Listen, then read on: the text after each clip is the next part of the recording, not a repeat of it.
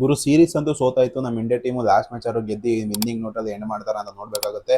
ಇವತ್ತು ನಡೀತಾರೋ ಮ್ಯಾಚ್ ಎಲ್ಲಿ ನಡೆಯುತ್ತೆ ಮತ್ತು ಯಾರು ಚೆನ್ನಾಗಿ ಪರ್ಫಾರ್ಮೆನ್ಸ್ ಮಾಡ್ತಾರೆ ಮತ್ತು ಇಂಡಿಯಾ 11 ಚೇಂಜಸ್ ಆಗುತ್ತೆ ಅಂತ ನೋಡ್ಕೊಬರೋಣ ಬನ್ನಿ.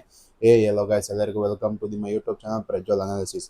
ಇವರು ಲಾಸ್ಟ್ 3 ಮ್ಯಾಚ್ ಅಂತೂ ಇಂಗ್ಲೆಂಡ್ ಅವರು ಸಖತ್ ಡಾಮಿನೇಟಿಂಗ್ ಕ್ರಿಕೆಟ್ ಆಡಿದ್ದಾರೆ ಅಂತ ಹೇಳೋದು. ಒಂದು ಮ್ಯಾಚ್ ಜೋಕಬ್ ಬೆಥೆಲ್ ಗೆಲ್ಸಿದ್ರೆ, ಇನ್ನೊಂದು ಮ್ಯಾಚ್ ಫಿಲ್ಸಾಟ್ ಅವ್ರು ಗೆಲ್ಸಿದ್ರೆ, ಇನ್ನೊಂದು ಮ್ಯಾಚ್ ಹ್ಯಾರಿ ಬ್ರೂಕ್ ಗೆಲ್ಸಿದ್ದಾರೆ ಅಂತ ಹೇಳೋದು. ಸಖತ್ತಾಗಿ ಡಾಮಿನೇಟ್ ಕ್ರಿಕೆಟ್ನ ಆಡಿ ಇಂಗ್ಲೆಂಡ್ ಅವರಿಗೆ ಕ್ರೆಡಿಟ್ ಕೊಡಲೇಬೇಕು ಅಂತ ಹೇಳ್ಬೋದು.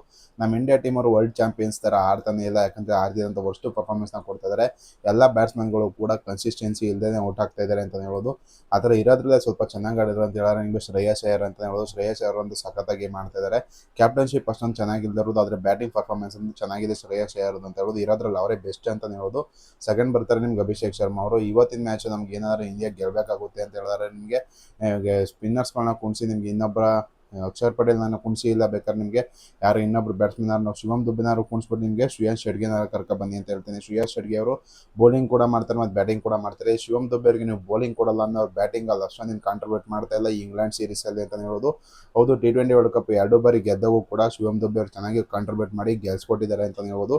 ಆದರೆ ಈಗ ನಡೀತಾ ಇರುವಂಥ ಪರಿಸ್ಥಿತಿ ಇದೆ, ಶಿವಮ್ ದುಬೆ ಅವರು ಸ್ವಲ್ಪ ರೆಸ್ಟ್ ಕೊಟ್ಟು ಜಿಂಬಾಬ್ವೆ ಅಗೇನೆಸ್ಟ್ ಆಡಿಸಿ ಇವರು ಶಿವಮ್ ದುಬೆನ ಇವಾಗ ಶ್ರೇಯಸ್ ಶೆಡ್ಗೆಗೆ ಲಾಸ್ಟ್ ಮ್ಯಾಚ್ ಚಾನ್ಸ್ ಕೊಡಬೇಕಾಗುತ್ತೆ ಅಂತ ಹೇಳೋದು. ಪ್ರಸಿದ್ಧ ಕೃಷ್ಣನೇ ಆಡಿಸಿ ಮತ್ತು ಪ್ರಿನ್ಸ್ ಅವ್ರನ್ನ ಆಡಿಸಿ ಅಂತ ಹೇಳ್ತಾ ಇಲ್ಲಿ ಇಂಗ್ಲೆಂಡ್ ಕಡೆಯಿಂದ ಯಾವುದೇ ಒಂದು ಚೇಂಜಸ್ ಇರಲ್ಲ. ಅವರಂತೂ ಡಾಮಿನೇಟಿಂಗ್ ಕ್ರಿಕೆಟ್ನ ಆಡ್ತಾರೆ ಅಂತ ಹೇಳೋದು.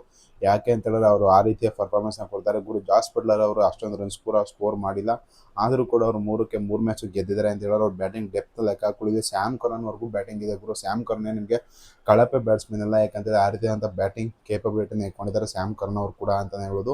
ವಿಲ್ ಜಾಕ್ಸ್ ಅವರು ಕೂಡ ಈ ಒಂದು ಟೂರ್ನಮೆಂಟಲ್ಲಿ ಅಷ್ಟೊಂದು ಫೈರ್ ಆಗಿಲ್ಲ, ಅವರು ಕೂಡ ಬ್ಯಾಟಿಂಗಲ್ಲಿ ಸಖತ್ತಾಗಿ ಆಡ್ತಾರೆ. ಇದು ಟಾಪ್ ಆರ್ಡರ್ಗೆ ಮ್ಯಾಚ್ನ ಫಿನಿಶ್ ಮಾಡ್ಕೊಡ್ತಾ ಇದ್ದಾರೆ ಅಂತ ಹೇಳೋದು. ಒಂದು ಮ್ಯಾಚ್ ಫಿಲ್ಸಾಟ್ ಹೊಡಿತಾರೆ, ಒಂದು ಮ್ಯಾಚ್ ಜೇಕಬ್ ಬೆಥೆಲ್ ಹೊಡಿತಾರೆ, ಒಂದು ಮ್ಯಾಚ್ ಹ್ಯಾರಿ ಬ್ರೂಕ್ ಹೊಡಿತಾರೆ. ಇನ್ನು ಟಾಮ್ ಬ್ಯಾಂಟನ್ ಫಾರ್ಮಿಗೆ ಬಂದಿಲ್ಲ. ಟಾಮ್ ಬ್ಯಾಂಟನ್ ಕೂಡ ಒಳ್ಳೆ ಕ್ರೇಜಿ ಬ್ಯಾಟ್ಸ್ಮನ್ ಅಂತ ಹೇಳ್ಬೋದು. ಸ್ಪಿನ್ನರ್ಸ್ ಒಳಗೆ ಸಖತ್ತಾಗಿ ಆಡ್ತಾರೆ ಅವರು ಕೂಡ. ಹಾಗಾಗಿ ಇಲ್ಲಿ ಇಂಗ್ಲೆಂಡ್ ಅವರು ಈ ಮ್ಯಾಚ್ ಗೆಲ್ಲೋ ಸಾಧ್ಯತೆ ಜಾಸ್ತಿ ಇದೆ ಅಂತ ಹೇಳೋದು. ನಮ್ಮ ಇಂಡಿಯಾ ಟೀಮ್ ಅಂತ ಯಾವುದೇ ಕಾರಣಕ್ಕೂ ಬಿಟ್ಕೊಡಲ್ಲ, ಈ ಮ್ಯಾಚ್ನ ಗೆಲ್ತಾರೆ ಅಂತ ಅನಿಸ್ತಾ ಇದೆ. ನಿಮಗೆ ಅನಿಸಿದೆ ಕಮೆಂಟ್ ಮಾಡಿ. ವಿಡಿಯೋ ನಿಮ್ಗೆ ಇಷ್ಟ ಯಾರು ಲೈಕ್ ಮಾಡಿ, ಶೇರ್ ಮಾಡಿ, ಸಬ್ಸ್ಕ್ರೈಬ್ ಮಾಡಿ.